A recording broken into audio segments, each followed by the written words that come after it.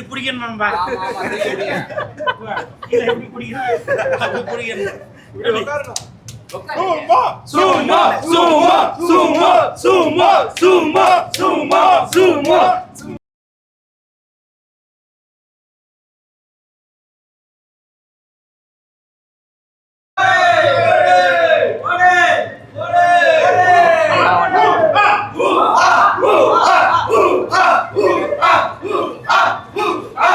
சும்மா சும்மா சும்மா சும்மா சும்மா சும்மா சும்மா சும்மா சும்மா சும்மா சும்மா. இப்போ சூமோ படம் தான் இப்போ நான் பார்த்துட்டு வரேன். படத்தில் ஃபுல்லாக காமெடி. அந்த படத்தோட இயக்குனர் ஓசிமின் அவர்களுக்கு என் மனமார்ந்த வாழ்த்துக்கள். படத்தின் தயாரிப்பாளர் ஐஸ்வரி கணேசர் அவர்களுக்கும் என் மனமார்ந்த வாழ்த்துக்கள். படத்தில் காமெடி நிறைய இடத்துல ஒர்க் அவுட் ஆகிருக்கு. மிர்ச்சி சிவா, விடிவி கணேஷ், யோகி பாபு, பிரியா ஆனந்த் இவங்க எல்லாரும் நடிச்சிருக்காங்க. சதீஷ் அனைவருக்கும் என் மனமார்ந்த வாழ்த்துக்கள். முக்கியமாக இந்த படத்தில் முன்னாள் அமைச்சர், அதிமுக அமைச்சர் திரு ஜெயக்குமார் அவர்கள் இந்த படத்தில் நடிச்சிருக்காங்க. படம் பார்க்கும்போது உங்களுக்கு தெரியும் அந்த படத்தில் அவர் எப்படிலாம் காமெடி பண்ணியிருக்காரு, எப்படிலாம் பாட்டு பாடியிருக்காருன்னு. ஒவ்வொரு அதிமுக தொண்டர்களும் இந்த படத்தை பார்க்கணும். யாரு? ஒரு அதிமுக தொண்டர்களும் இந்த படத்தை பார்க்கணும். உங்களது அமைச்சர், முன்னாள் அமைச்சர் ஜெயக்குமார் ஐயா அவர்கள் இந்த படத்தில் எப்படி நடிச்சிருக்காரு அப்படின்னு சொல்லி பாருங்க. சரிங்களா?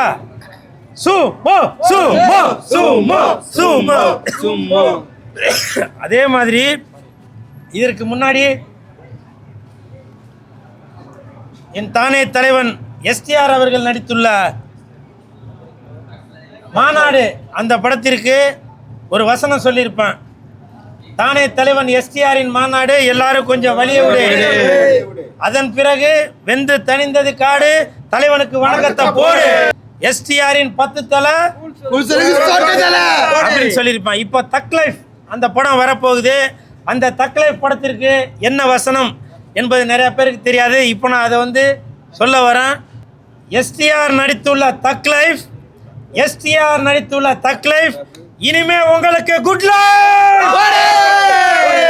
எஸ்டிஆர் நடித்துள்ள தக் லைஃப் இனிமே உங்களுக்கு குட் லைஃப். எஸ்டிஆர் நடித்துள்ள தக் லைஃப் சூமா படத்துக்கு குட் லைஃப். படத்தை பாருங்க, என்ஜாய் பண்ணுங்க. நன்றி.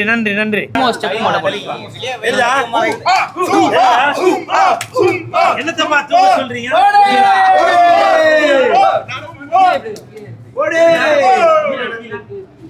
கீழே இப்படி பிடிக்கணும்பா. கீழே எப்படி பிடிக்கணும் அப்படி பிடிக்கணும். சும்மா சும்மா சும்மா சும்மா சும்மா சும்மா சும்மா. படம் பார்த்த சூப்பராக இருக்குது. நான் கிரிக்கெட் படம் பார்த்தேன், கபடி படம் பார்த்தேன். ஆனால் இதுமாரி மல்யுத்த படம் ரொம்ப நாளைக்கு அப்புறம் தமிழ் சினிமாவில் வருது. ஜப்பானில் ஒரு பாட்டு ஒன்று இருக்குது. அதாவது உலக சுற்றுலா படம் பார்த்தா சிக்கு மங்கு செக்கப்பப்பா, சிக்கு மங்கு செக்கப்பப்பான்னு இருக்கான். அதில் ஒரு பொம்மை இருக்கும், 3 பொம்மை. அவருடைய தாத்தாவா என்னான்னு தெரியல.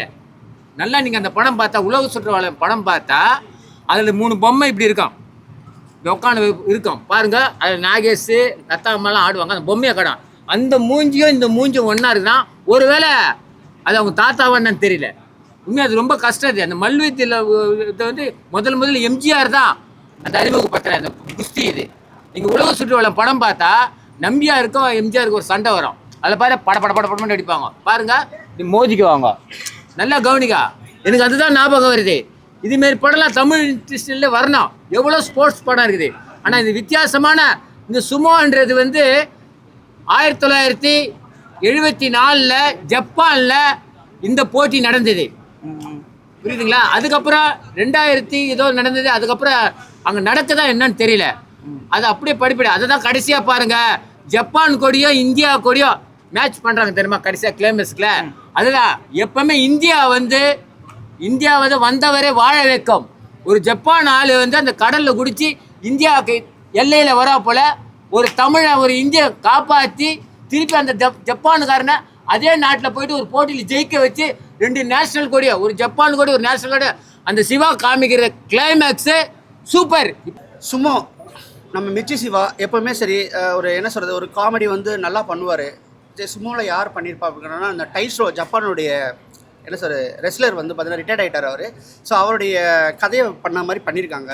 அவர் என்ன செய்கிறான்னு கேட்டிங்கன்னா சென்னை கிடைக்கிறதுல ஒரு ஓரத்தில் ஒதுங்கி கிடக்கிறாரு. இவர் வந்து சர்ஃபிங் பிளேயர்.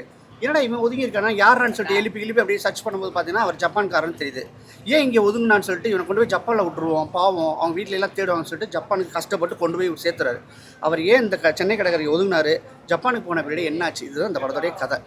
கதையை பொறுத்தவரை பார்த்தீங்கன்னா ரொம்ப நல்ல படம். அதுக்கேற்ற மாதிரி ஸ்க்ரீன் ப்ளே பண்ணி கொண்டு போயிருக்காங்கன்னு கேட்டோன்னா அந்த கொண்டு போகலன்னு சொல்ல முடியும். இன்னொன்று என்னன்னு கேட்டோன்னா ஸ்போர்ட்ஸ் சம்மந்தமான எல்லா படமே தமிழ்நாட்டில் ஹிட்டு, தமிழ் படம் எல்லாமே ஹிட்டுன்னு நம்ம சொல்லலாம். வரிசையாக நீங்கள் எந்த படம் நீங்கள் யோசிச்சாலும் சரி ஸ்போர்ட்ஸ் வந்துட்டாவே ஹிட்டு.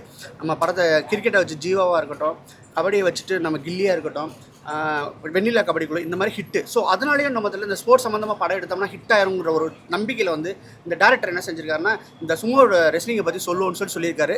அது என்னென்னு கேட்டால் நம்ம மண்ணோட விளையாட்டு இல்லைங்கிறதுனால நம்மளுக்கு கனெக்ட் ஆகலாம்னு சொல்ல முடியும். ஆனால் ரொம்ப மெனக்கெட்டுருக்காங்க. லாஸ்ட் 1/2 மணி நேரம்லாம் பார்த்தீங்கன்னா ஒரு மாதிரி ஒரு கூஸ் பம்ப் மூமெண்ட்ஸ்லாம் நிறைய வச்சுருக்காங்க. இப்போ சமீபத்தில் தீவிரவாதம் நடந்தது. டேய், இந்தியா எப்பவுமே வந்து வந்தார வாழ வைக்கண்டா, புரிஞ்சுங்க. முதல்ல ஒரு ஜப்பான்காரனே வாழ வச்சதுன்னா இந்த படத்தில் உங்களெல்லாம் வாழ வைக்கிறதுல ஆல் கண்ட்ரியை வந்து இந்தியா வாழ வச்சுது. தயவுசெய்து அந்த தீவிரவாதம் நிறுத்துங்க. இது ஒரு எடுத்துக்காட்டு தான். கரெக்டாக தீவிரவாதம் 2 நாள் முன்னாடி நடந்தது. இந்த படத்தில் ஒரு ஜப்பான் மனித கடலில் தூக்கி போகிறாங்க, இந்த நாட்டுக்கு வந்தால் வின் பண்ணிடுறான்னு சொல்லிட்டு தமிழ்நாட்டுக்கு அனுப்புகிறாங்க. அந்த தமிழ்நாட்டில்ன்ற ஒரு சிவா ஒரு நடிகர், அவர் வந்து அவரை காப்பாற்றி திருப்பி அதே நாட்டுக்கு போய் ஜெயிக்க வைக்கிறாருன்னா பெரிய விஷயம் இல்லை. படம் சூப்பராக இருக்குது. நிறைய பேர் தமிழ் படம் மாதிரி சொல்கிறாங்க, தமிழ் படம் மாதிரி இருக்கு சொல்லி வெளியே சொல்கிறாங்க. தமிழ் படம் மாதிரி தான் இருக்குது. சிவா பேசுறது தமிழ் தான். விடி கணேஷ் தமிழ்ல தான் பேசுறாரு. இல்லையா சிவா நடிச்ச படம் தமிழ் படம் ஒன்று வந்திருக்குல்ல, அது பாட்டு மாதிரி இருக்கு சொன்னாங்க. அது போரு. அது சும்மா வந்து அது பழைய ரீமேக் எல்லாம் வச்சு இதெல்லாம் பண்றது எல்லாம் அந்த படமா நான் பாக்குறேன். ஆனா இது வந்து ஒரு ஜப்பான் மனிதன் ஒரு இந்திய மனிதன் காப்பாத்தி அந்த நாட்டுல ஜெயிக்க வைக்கிற ஸ்போர்ட்ஸ். அத பாரு, நீ அந்த தமிழ் படத்தை நீ பாக்குற. நீ இதுல காமெடியும் இருக்குது, சதீஷும் இருக்கிறா போல, யோகி பாபு இருக்கா போல, சூப்பரா பண்ணிக்கிறா போல. யோகி முன்னாள் அமைச்சர் ஜெயக்குமாரே நடிச்சுக்கிறார்ப்பா ஏடிஎம்கில். எனக்கு ஆச்சரியமா இருக்குது. அவர் எப்படி காமெடியை வந்து ஸ்டேஜ் மேலே பாட்டெலாம் பாடுவார், தலைவர் பாட்டு பாடுவார், எம்ஜிஆர் பாட்டு பாடுவார். ஆனால் அவர் அழகாக அந்த ஸ்க்ரீன் பிளேயில் அவருக்கு தகுந்த மாதிரி கச்சிதமாக ஒரு மினிஸ்டராக காமிச்சிக்கிறாங்க. தயவுசெய்து அதிமுக தொண்டர் கூட பார்க்கலாம். மியூசிக்லாம் எப்படி இது? மியூசிக் சூப்பராக இருக்குது. ஜப்பான் அந்த மியூசிக்கும் கொஞ்சம் கரெக்டாக வருது.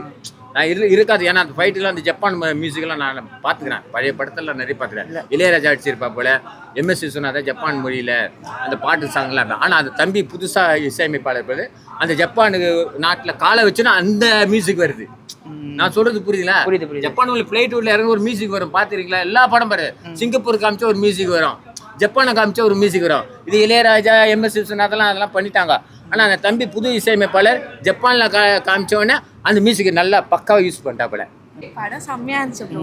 சத்தியமா நான் எதிர்பார்க்கவே இல்லை. நான் வந்து இந்த படம் எப்படி இருக்கும் அப்படின்னு தான் நான் நினைச்சேன். நல்லா இருக்காதான் நினைச்சேன். சத்தியமா உள்ள போனேன், அப்படியே வைப்ரேட் தான் என் உடம்புல. சத்தியமா பூஸ் பங்கா இருந்துச்சு, அப்படியே சூப்பரா இருந்துச்சு. டைட்டிலுக்கு ஏற்ற இது இருக்கா அந்த படத்துல? சூப்பரா இருந்துச்சு, வேற லெவல் தான். காமெடிலாம் ஓகேவா இல்லை? பக்கா தான், படமே அவ்வளோ சூப்பரா இருந்துச்சு. உங்களுக்கு பிடிச்சதுக்கா படம்? சூப்பரா இருந்துச்சு. அவ்வளோவா கனெக்ட் ஆகல. காமெடிஸும் சரியா இல்லை. பிரியானந்த் சரியா யூஸ் பண்ணல. ஒரு ஹீரோயின் ரோல் பண்ணியிருக்காங்க. அவங்களெல்லாம் வந்து ஒரு நல்ல ஒரு ஒரு சொல்லப்போனால் படத்தை இழுக்கிறதுக்கு என்னென்ன தேவையோ 2K கிட்ஸ் எல்லாம் வந்து உள்ள உட்காரதுக்கு என்னென்ன தேவை. ஸோ ஒரு சின்ன கிளாமர், ஒரு சின்ன அடல்ட் காமெடி, ஸோ அந்த மாதிரியே ஏதாவது பண்ணியாவது உள்ள உட்கார வைப்பாங்க. பார்த்தா அதுவுமே இல்லை. விடிவி கணேஷ் கூட வேஸ்ட் பண்ணியிருக்காங்க. சுத்தமாக வந்து ஒரு பிளே வந்து எங்கேன்னா ஒரு போலீஸ் ஸ்டேஷன்லேருந்து பிளே ஆகுது. அங்கே பார்த்தீங்கன்னா சதீஷ் இருக்கார். ஸோ அவரையுமே சரியாக யூஸ் பண்ணல. அவரெலாம் வந்து ஸ்பாட்லேயே நல்லா கவுண்டர் கொடுக்குறவர். ஸோ அவரையும் சரியாக யூஸ் பண்ணல. கதைக்கு என்ன தேவைன்னு சொல்லிட்டு ட்ரை பண்ணியிருக்காங்க. ஸோ அதோட வந்து அதில் வந்து சக்சீட் பண்ணாங்களான்னு அவங்க சக்சீட் பண்ணியிருப்பாங்க. பட் ஆடியன்ஸு பர்சனலாக எனக்கு கனெக்ட் ஆகலை. கபடி படம் பார்த்துக்கிறேன், கிரிக்கெட் படம் பார்த்துட்டேன், ஹாக்கி எல்லாமே, ஃபுட்பால் எல்லாமே பார்த்துட்டேன். இது ஒரு வித்தியாசமான ஸ்போர்ட்ஸு. அந்த ஸ்போர்ட்ஸு நம்ம தமிழ்நாட்டில் இருக்குதான்னு தெரியல. இருந்தது, அது வர்மா கலையாக இப்போ வந்துக்குது. நீங்கள் பார்த்துருப்பீங்க. அந்த ஜப்பானில் போயிட்டு வர்மா கலையாக போயிட்டு தான் அந்த வர்மா கலையில் அந்த இது பண்ணி தான் இந்தியன்னு ஒரு படம் வந்தது. நான் சொல்கிறது புரியுதா? ஏன்னா வர்மா கலைன்னு ஒன்று இருக்குது, குஸ்தி இதுன்னு ஒன்று இருக்குது. நம்ம இதில் பாரம்பரியில் வர்மா கலையாக இருக்குது. சிலம்பு இருக்குது, எல்லாமே இருக்குது. ஆனால் இந்த சுமோன்றது வந்து யாரும் இல்லை, அந்த அளவுக்கு உடம்புலாம் ஏற்றிக்கின்னு இது மேலே ஃபைட் பண்ண முடியாது. ஆனால் ஆண் அழகன்னு இருக்கிறாங்க, ஆண் அழகன்னு நம்ம தமிழ்நாட்டில் இருக்கிறாங்க. மெர்சல் படத்துல கூட அந்த மாதிரி பார்த்து. ஆமாம், அது மெர்சல் படத்தில் நீங்கள் பார்த்தா தெரியும். அதுக்காக இந்த படம் ஒரு வித்தியாசமா. கணேஷ் சார் அவருக்கு நல்ல கணேஷ்னு பேர் வச்சுக்கிறீங்க. வேல்ஸ் நிறுவனம் தகுந்த மாதிரி அவருக்கு பேரே அவருக்கு சூட்டிக்கிறாங்க சும்மாவுக்கு. நான் சொல்றது புரியுதா? புரியுது. அவரு பேரு கணேஷ்னு பேரை வச்சு அந்த வேல்ஸ் ஒரு படம் தரமான கொடுத்துக்கிறாரு. பக்காவா இருக்குது, படம் பிடிச்சிக்குது.